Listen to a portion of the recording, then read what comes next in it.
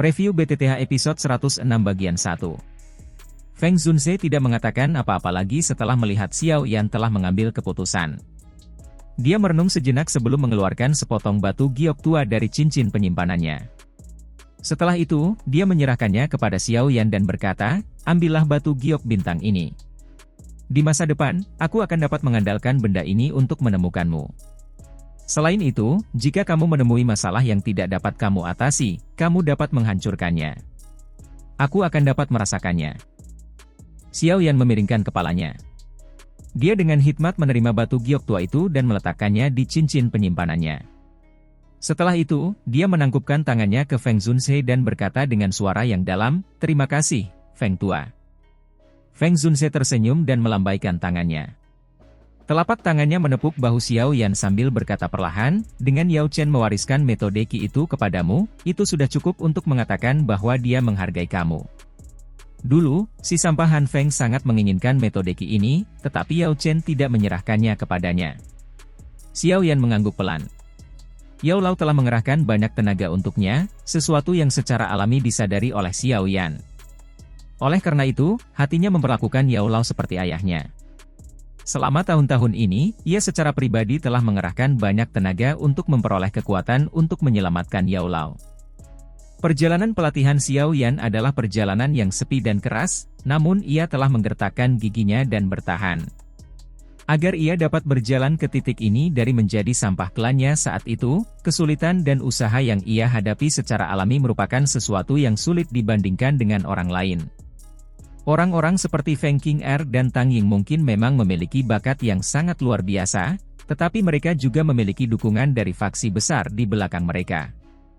Namun, Xiao Yan hanya bisa mengandalkan Yao Lao dan kerja kerasnya sendiri. Begitu aku kembali ke pavilion bintang jatuh, aku akan berusaha sebaik mungkin untuk menanyakan tentang faksi-faksi di dalam kota dunia bawah. Selama kurun waktu ini, aku akan diam-diam menghubungi beberapa orang yang dulu berteman dengan Yao Chen. Jika aku bisa mengumpulkan mereka, merebut kembali Yao Chen seharusnya tidak sulit. Feng Zunze berbicara. Meskipun kekuatan pavilion bintang jatuh cukup kuat, masih ada celah yang cukup besar jika dibandingkan dengan makhluk hebat seperti Aula Jiwa. Selain itu, Aula Jiwa itu misterius dan tak terduga. Tidak seorang pun tahu kekuatannya yang sebenarnya. Jika seseorang tidak siap, kemungkinan besar seseorang tidak hanya akan gagal menyelamatkan Yao Chen tetapi juga akhirnya kehilangan seluruh pavilion bintang jatuh dalam prosesnya. Xiao Yan menganggukkan kepalanya. Hatinya jelas memahami betapa menakutkannya Hall of Souls. Tentu saja, dia tahu bahwa dia tidak bisa gegabah dalam hal-hal seperti itu. Jika mereka melakukan kesalahan, kemungkinan besar mereka akan kehilangan segalanya. Baiklah, kita sedang dikejar waktu dan aku tidak akan tinggal lebih lama lagi. Ingat, kau harus lebih berhati-hati saat kau sendirian di masa depan. Menurut dugaanku, kemungkinan besar Feng Qing'er tidak akan menyerahkan darah esensi Phoenix kuno ini dengan mudah. Kau harus lebih memperhatikannya. Lagi pula, suku Phoenix Iblis Surga tidak dipenuhi oleh orang-orang yang baik. Jika kau menemui masalah yang tidak dapat kau selesaikan, kau harus menghancurkan batu giok bintang itu, kata Feng Zunze. Xiao Yan memiringkan kepalanya sebagai tanda terima kasih. Setelah itu, ia menangkupkan kedua tangannya ke arah Feng Zunze. Ia mengangkat dagunya ke arah Lin Yan di sampingnya. Tubuh mereka bergerak, dan mereka melompat dari punggung elang raksasa itu dan dengan cepat jatuh ke tanah. Feng Zunze menghela napas saat melihat Xiao Yan dan Lin Yan jatuh dari langit. Pandangannya tertuju pada wilayah barat Central Plain saat dia bergumam, "Teman lama, akhirnya aku mendapat kabar tentangmu. Yakinlah bahwa aku pasti akan menyelamatkanmu kali ini." Feng Zunze melambaikan lengan bajunya setelah kata-katanya terdengar. Angin kencang bertiup dan elang raksasa itu mengeluarkan teriakan keras dan jelas. Ia mengepakkan sayapnya yang besar, berubah menjadi angin kencang, dan dengan cepat menghilang di cakrawala. Xiao Yan dan Lin Yan bergegas turun ke puncak gunung, mendarat di atas pohon. Mereka mengangkat kepala dan melihat kelompok Feng Zunze menghilang. Xiao Yan perlahan mengepalkan tinjunya. Dia akhirnya menemukan Feng Zunze. Di masa depan, dia tidak perlu lagi bergantung pada dirinya sendiri.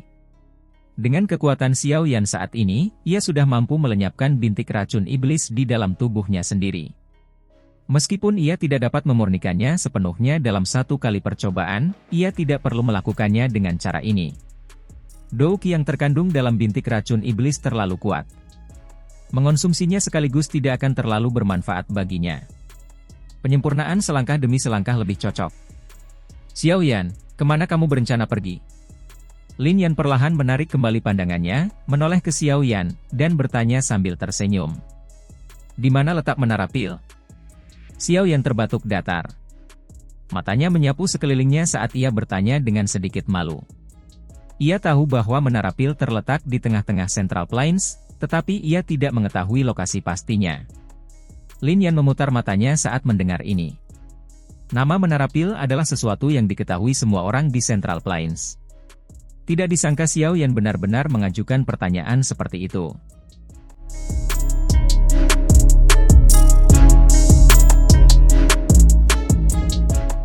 Lokasi di mana menara pil berada disebut Kota Pil. Tempat itu memiliki konsentrasi alkemis tertinggi di seluruh benua. Daerah dalam radius 500 km dari Kota Pil adalah wilayah faksi Menara Pil. Itu juga disebut wilayah Pil. Masih ada perjalanan yang cukup panjang dari tempat ini hingga Kota Pil. Bahkan dengan menggunakan lubang cacing, kemungkinan kita akan membutuhkan waktu sekitar 1 bulan. Lin Yan merentangkan tangannya saat dia menjelaskan. Kalau begitu, kau akan memimpin jalan. Mari kita cari kota dengan lubang cacing terlebih dahulu. Setelah itu, kita akan bergegas ke Kota Pil. Xiao Yan tertawa. Memang jauh lebih mudah bagi seseorang yang tahu jalan untuk memimpin. Itu akan menyelamatkannya dari kesulitan berkeliaran secara acak seperti lalat rumah tanpa kepala. Meskipun masih ada waktu sampai pertemuan Pil dimulai, dia masih perlu menemukan dokter peri kecil dan Xian sebelum itu. Ya. Lin Yan mengangguk sambil berkata, kau berencana untuk berpartisipasi dalam pertemuan Pil di Menara Pil, kan? Hehe, kebetulan, klan Liu Qing juga berada di wilayah itu. Liu Qing ya?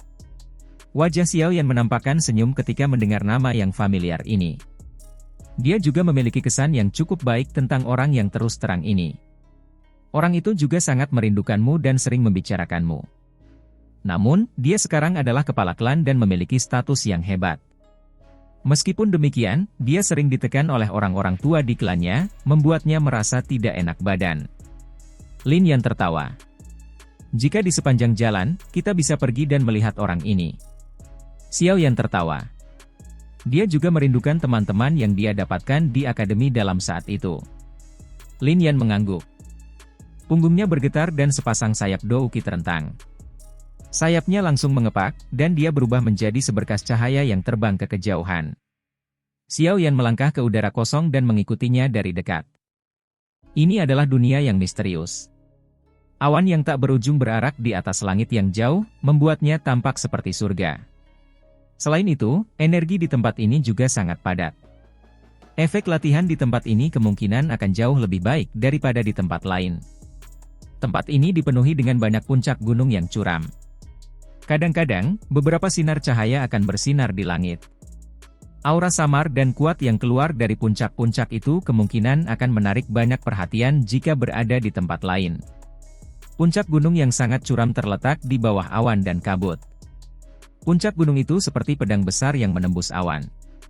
Jika seseorang mengangkat kepala dan melihat, orang akan merasa sulit untuk melihat puncaknya di tengah awan dan kabut yang masih ada. Ada sebuah batu bundar berwarna hijau yang terletak di puncak gunung tempat kabut menyelimuti. Sosok itu duduk bersila di atas batu itu. Kedua tangan sosok itu membentuk segel latihan. Sementara sosok itu menghirup dan mengembuskan napas, sejumlah besar ki seperti zat berdiam di ujung hidung sosok itu tanpa berhamburan. Sosok itu mengenakan pakaian hijau. Bukan pakaian yang dipenuhi kemegahan, tetapi memancarkan keanggunan yang membuat orang merasa rileks. Pinggang kecil dan halus sosok itu ditahan dengan lembut oleh sabuk kain ungu pucat yang menggambarkan lekuk pinggang yang sudah halus itu. Jika seseorang mengalihkan pandangannya ke atas, orang itu akan menemukan wajah cantik dengan temperamen tenang yang tidak kalah dari Feng Qing'er. Sepasang mata yang cantik itu memperlihatkan seberkas aura halus. Sekilas, tampak seolah-olah kemarahan besar di dalam hati seseorang akan melemah saat melihat sepasang mata yang tenang dan acuh tak acuh ini. Wanita seperti itu tampak seperti peri atau bunga teratai bening yang tak tercemar di dunia biasa. Seluruh tubuhnya memancarkan semacam perasaan berkabut dan langka yang menyebabkan seseorang hanya dapat mengamati dari kejauhan tanpa dapat membelainya. Wanita seperti ini, yang tampaknya lahir dari aura spiritual alam, kemungkinan besar akan membuat beberapa pria merasa malu saat berdiri di depannya. Energi alam di sekitarnya tetap berada di samping gadis ini, tampak seperti bintang yang menopang bulan. Energi itu memasuki tubuhnya sesuai keinginannya. Latihan yang tenang ini berlangsung selama hampir 1 jam atau lebih sebelum mata wanita yang cerdas dan cantik itu, yang tadinya tertutup, perlahan terbuka. Setelah matanya terbuka, seberkas api berwarna emas langsung memancar melalui matanya. Tekanan yang tidak biasa juga menyebar bersamaan dengan munculnya api berwarna emas ini. Di bawah tekanan yang tidak biasa seperti itu, bahkan energi alam di sekitarnya menjadi sedikit lamban. Bahkan sedikit bergoyang. Wanita itu berdiri dengan anggun. Sosoknya yang tinggi tampak sangat menawan. Dia menoleh sedikit, melirik ke belakang, dan sedikit menyeringai. Dia berkata, "Pak Tualing, tunjukkan dirimu." Senyuman yang muncul tiba-tiba itu memiliki semacam keindahan yang luar biasa. Bahkan alam di sekitarnya menjadi sedikit lebih cerah karenanya. Bayangan di belakang wanita itu mulai bergerak perlahan setelah kata-kata wanita itu terdengar. Seketika, bayangan itu berubah menjadi sosok tua. Dia membungkuk hormat kepadanya sambil tertawa, persepsi nona muda benar-benar menjadi semakin menakutkan. "Aku baru saja tiba, tetapi aku sudah ketahuan." Wanita itu tidak peduli dengan hal kecil yang menjilat ini. Tangannya secara acak mengangkat beberapa helai rambut hitam yang jatuh di dahinya sambil bertanya, "Apakah ada hal yang membuat Pak Tualing datang ke sini? Aku yang dulu tidak akan berani datang dan mengganggu latihan nona muda jika tidak ada apa-apa." Sosok itu mengangkat kepalanya, memperlihatkan wajah tua. Itu adalah Ling Ying, yang pernah melindungi Xiao Yan saat itu. Adapun wanita halus di depan ini, siapa lagi kalau bukan Sun Er, yang dipikirkan Xiao Yan setiap hari? "Aku tidak tertarik dengan apapun yang terjadi di klan." Sun Er berbicara dengan santai. Dia mengangkat tangannya dan kabut yang tersisa berkumpul di telapak tangannya. Seketika, kabut itu berubah menjadi wajah pria yang lembut dan tampan. Senyum hangat yang langka terungkap di wajah cantiknya saat dia melihat wajah ini. Ling Ying juga tertawa saat mendengar ini. Dia bercanda, "Saya pikir nona muda itu pasti tertarik dengan apa yang saya katakan." Tatapan Sun Er tertuju pada wajah pria yang tertutup kabut. Matanya yang cantik menatap Ling Ying saat mendengar kata-katanya. Ia lalu tersenyum dan berkata, "Semoga saja, bicaralah." Ling Ying terbatuk pelan dan berkata perlahan, "Menurut berita terakhir yang aku peroleh, seorang pemuda bernama Xiao Yan telah muncul di wilayah utara dataran tengah." Engah! Kabut yang terkumpul di wajah seseorang pun menghilang. Sosok yang tinggi dan berlekuk itu tampak gemetar pelan saat ini. Beberapa saat kemudian, dia menghirup udara dingin yang lembut dan bertanya dengan lembut, "Apakah kamu yakin?" "Menurutku, kemungkinan besar itu dia." Ling Ying tersenyum saat menjawab. Wanita itu tiba-tiba berbalik. Penampilannya yang anggun dan cantik saat ini mengandung kegembiraan yang langka. Dia turun dari puncak gunung. Langkah kakinya mantap dan tanpa sedikit pun keraguan. "Berikan perintah agar aku meninggalkan alamku."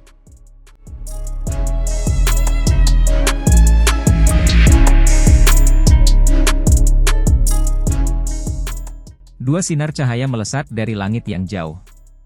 Angin yang tercipta dari kecepatan tinggi itu bersiul terus-menerus di udara. Kita sekarang berada di perbatasan wilayah utara. Namun, jika kita hanya mengandalkan penerbangan kita sendiri, kemungkinan kita akan membutuhkan 2 hingga 3 bulan untuk mencapai wilayah Pil. Namun, kita cukup beruntung. Ada sebuah kota bernama Kota Maple Langit tidak jauh dari tempat ini. Secara kebetulan ada lubang cacing yang mengarah ke tengah Central Plains di sana. Jika kita mengambil rute itu, kita akan dapat menghemat lebih dari separuh waktu. Lin Yan, yang memimpin di depan, tiba-tiba menoleh dan berbicara kepada Xiao Yan. Dua sinar cahaya melintas di langit. Xiao Yan mengangguk setelah mendengar ini. Yang ia inginkan hanyalah tiba di wilayah Pil secepat mungkin. Jika ia memperkirakan waktunya, ia telah terpisah dari kelompok Xiao Yi selama setengah tahun. Ia bertanya-tanya bagaimana keadaan mereka. Namun, kamu harus menyembunyikan penampilanmu sebisa mungkin. Setelah masalah dengan pegunungan petir, reputasimu saat ini tidak kalah dengan Feng King Air. Selain itu, kamu memiliki apa yang disebut darah esensi Phoenix kuno di tubuhmu. Aku khawatir Feng King Air tidak akan menyerah. Dia akan diam-diam mencarimu. Lebih baik kamu menutupi sedikit penampilanmu. Lin Yan mengingatkan. Xiao Yan tentu saja tidak menolak saran Lin Yan. Feng Zunse juga menyebutkan bahwa ia harus berusaha menghindari konflik dengan suku Heaven Demon Phoenix saat ini. Orang-orang itu bukan orang biasa. Jika hubungan mereka memburuk, mereka akan sangat merepotkan untuk dihadapi. Ini terutama terjadi dengan prasyarat bahwa mereka juga harus berurusan dengan Hall of Souls. Xiao Yan mengambil benda seperti kulit dari cincin penyimpanannya dan meletakkannya di wajahnya. Benda ini mungkin tidak berguna melawan ahli yang bermata tajam, tetapi itu adalah cara yang sangat mudah untuk menyembunyikan penampilan seseorang.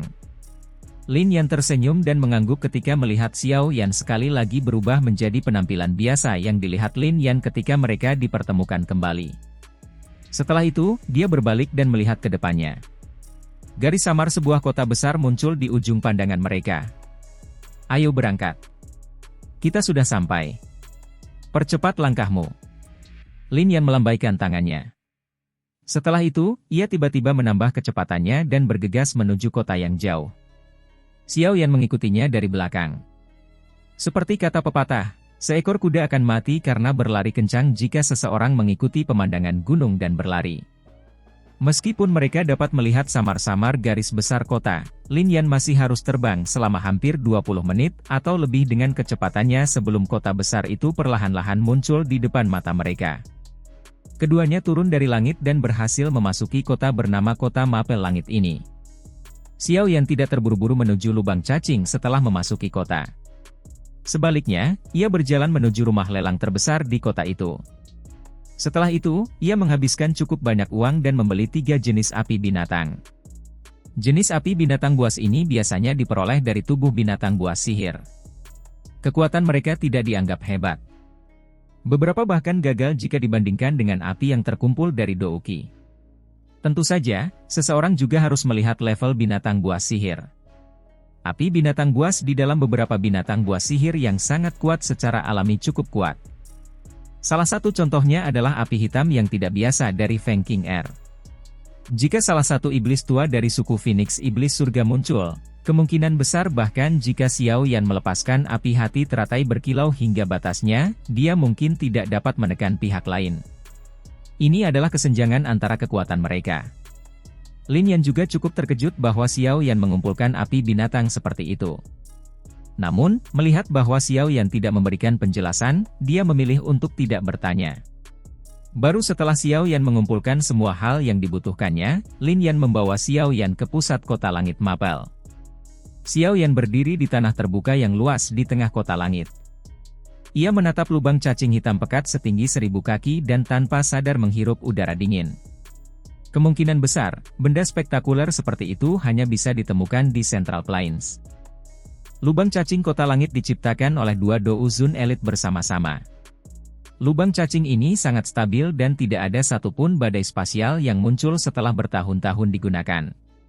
Dengan demikian, lalu lintas manusia di kota langit berada pada tingkat yang tidak dapat dibandingkan dengan kota lain dalam jarak 500 km. Lin Yan tersenyum dan berbicara ketika dia melihat sikap terkejut Xiao Yan. 2 Douzun, tidak heran, Xiao Yan tiba-tiba mengerti setelah mendengar ini. Jumlah Douzun elit yang telah dilihatnya selama bertahun-tahun ini dapat dihitung dengan satu tangan. Mereka pada dasarnya adalah beberapa yang telah dilihat Xiao Yan di Gunung Petir beberapa hari yang lalu. Di masa lalu, kekuatan seperti itu benar-benar tidak dapat dicapai dari sudut pandangnya. Ayo pergi. Sekarang sudah cukup larut. Jika kita menunda lebih lama lagi, lubang cacing akan ditutup untuk hari ini. Lin Yan melambaikan tangannya dan dengan cepat menaiki tangga. Setelah membayar 2 bagian dari tol mahal kepada para penjaga di depan lubang cacing, mereka berdua berhasil memasuki lubang cacing. Lin Yan mengeluarkan perahu kecil seukuran telapak tangan sebelum memasuki lubang cacing. Xiao Yan telah melihat benda ini. Sebuah perahu luar angkasa. Itu adalah transportasi yang bisa digunakan untuk terbang melalui lubang cacing. Ketika kelompok Xiao Yan tiba di Central Plain saat itu, mereka juga menaiki benda kecil ini. Namun, jelas bahwa kualitas perahu milik Lin Yan ini tidak terlalu bagus. Kelihatannya sangat sederhana. Harga sebuah kapal antariksa sangat mahal. Benda ini mungkin terlihat sederhana dan kasar, tetapi aku menghabiskan lebih dari 2 juta koin emas untuk mendapatkannya. Aku telah mempertaruhkan nyawaku dan mengandalkan membunuh 2 binatang ajaib peringkat 6 untuk mendapatkan 2 juta koin emas itu. Wajah Lin Yan menjadi sedikit merah ketika dia melihat mata Xiao Yan, dan dia segera membela diri. Hehe, tapi, untung saja aku berhasil masuk ke dalam gua setelah membunuh 2 binatang ajaib peringkat 6 itu. Teknik dou kelincahan yang kulatih diperoleh dari tempat itu. Mungkin terlihat jelek saat digunakan, tapi keterampilan kelincahan ini berada di level menengah kelas D. Lin Yan menjadi sedikit terpesona saat berbicara sampai akhir. Tampaknya dia telah memperoleh banyak hal dari pertemuan uniknya. Apa nama teknik dou kelincahan ini? Xiao Yan agak penasaran. Dia pernah melihat teknik kelincahan Lin Yan. Meskipun terlihat jelek, teknik itu cukup praktis. Bebek kelelawar menghindari langkah api. Lin Yan mengusap kepalanya dan berbicara dengan sedikit malu. Nama teknik dou kelincahan ini tidak memiliki nilai ornamen, sama seperti cara penggunaannya. Itu adalah teknik dou kelincahan yang cukup bagus. Dengan teknik dou kelincahan ini, kemungkinan bahkan beberapa dou Huang bintang 6 tidak akan dapat melukaimu. Xiao Yan melihat antrian di depan, mengangguk, dan menjawab dengan lembut. Langkah menghindari api bebek kelelawar ini juga memiliki metode Qi yang cocok yang dikenal sebagai metode kelelawar api. Namun, itu hanya pada level rendah kelas D. Hehe, aku mampu mencapai kekuatan ini selama bertahun-tahun ini semua berkat metode kelelawar api ini. Lin Yan bergerak mendekati Xiao Yan dan tertawa bangga. Xiao Yan juga tertawa saat mendengar ini. Hatinya langsung mendesah pelan. Saat ini, mantra api tertahan di level rendah kelas D. Metode Qi level ini mungkin cukup baginya saat ia berada di kelas Dou Huang, tetapi sekarang setelah ia naik ke kelas Dou Song, persyaratannya untuk metode Qi juga menjadi lebih berat. Tampaknya ia perlu segera menaikkan level metode Qi. Aku akan memasuki Pil Region dan juga harus menyiapkan beberapa item sesegera mungkin. Yang terbaik adalah aku berlatih teknik penciptaan api yang telah kuperoleh. Jika tidak, api transformasi kehidupan, yang tersisa hanya akan mendukung penggunaan pemusnahan teratai api. Ini tidak cukup, Xiao Yan berpikir dalam hatinya. Meskipun dia telah maju ke kelas Dou Song, satu-satunya kartu truf kuat yang dimilikinya yang dapat membunuh iblis tua seperti Fei Tian adalah pemusnahan teratai api ini. Oleh karena itu, dia perlu mempersiapkan benda ini sebelumnya. Pil Region terletak di tengah wilayah Central Plains. Selain Pil Tower, ada banyak faksi kuat yang tidak lebih lemah dari pavilion petir angin di sana.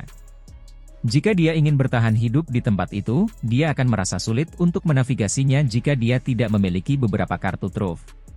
Sementara Xiao yang tenggelam dalam pikirannya, giliran mereka sudah tiba.